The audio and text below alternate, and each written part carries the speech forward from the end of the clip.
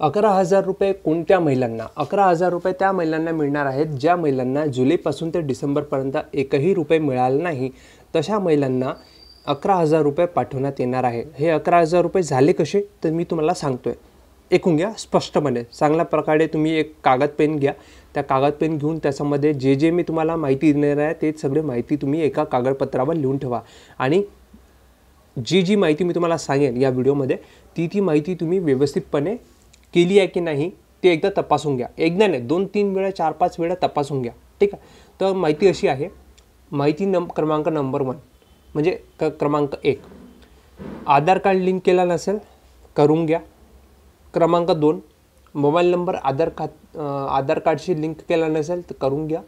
क्रमांक 3, तुमचा आधार कार्ड आणि तुमचा मोबाईल नंबरमध्ये लिंक केला नसेल ते करून घ्या. आणि तुमचं बँक खात्याशी लिंक केला नसेल हे तीनही गोष्टी मोबाईल नंबर आणि आधार कार्ड दोन्हीही लिंक केले नसेल तर लिंक करून घ्या.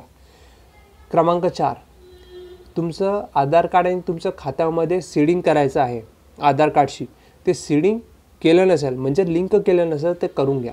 त्यालाच लिंक करणं आणि सीडिंग ते दोन्ही शब्द एकच आहे. त्याचा एकच अर्थ आहे लिंक करणं.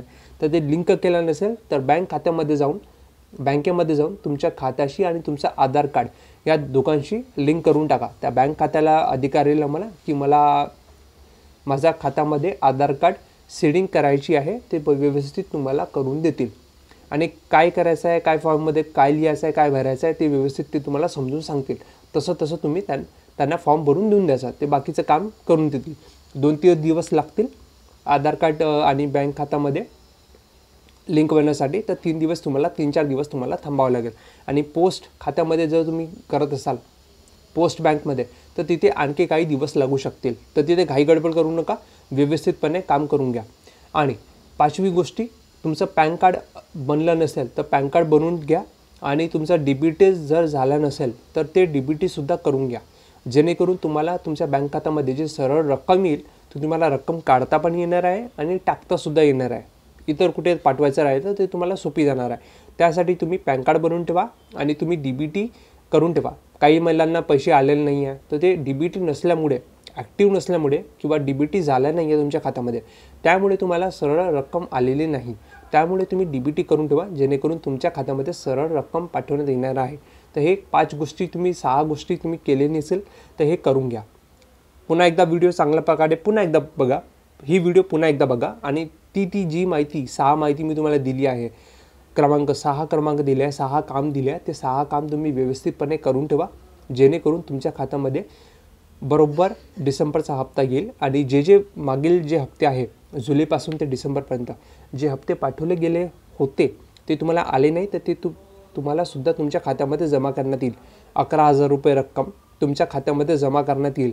तर त्यासाठी तुम्ही ही 5 कामे व्यवस्थितपणे करून ठेवा जेणेकरून तुम्हाला कोणताही त्रास होणार नाही. ठीक आहे. तर तुम्ही हे सगळं काही लिंक करून ठेवा व्यवस्थितपणे. तुम्हाला तुमच्या खात्यामध्ये पैसे आल्यानंतर तुम्हाला ते कळतील. आणि तुम्हाला SMS सुद्धा येईल मोबाईलवर की तुमच्या खात्यामध्ये एवढी रक्कम जमा झाली आहे आणि या तारखेला तुम्हाला या महिन्याचे हप्त्याचे बोनस आहे तो तुम्हाला तुमच्या खात्यामध्ये जमा झाली. तर त्यासाठी तुम्हाला एक SMS येईल. ते SMS तुम्हाला वेळोवेळी येत राहील जेव्हा तुमच्या खात्यामध्ये बोनस जमा होईल तेव्हा. तर त्यासाठी तुम्ही लिंक करून ठेवा. आणि केलं नसेल तर करा, आजच करा. आज शुक्रवार आहे, उद्या शनिवार आहे, बँक उद्या उघडं असेल नसेल तर ते तुम्ही पाहून एकदा व्यवस्थितपणे करून घ्या. आणि इतर काही गोष्टी आहेत ते व्यवस्थित तुम्हाला फॉर्म भरण्याचा दिवस कालावधी देईल, शासन देईल, नवीन काही तारखे देईल. तर त्या तारखेच्या अनुसार तुम्हाला नवीन फॉर्म भरण्याचा सुद्धा देतील. तर ते तुम्ही सुद्धा त्याचा फायदा घ्या. धन्यवाद.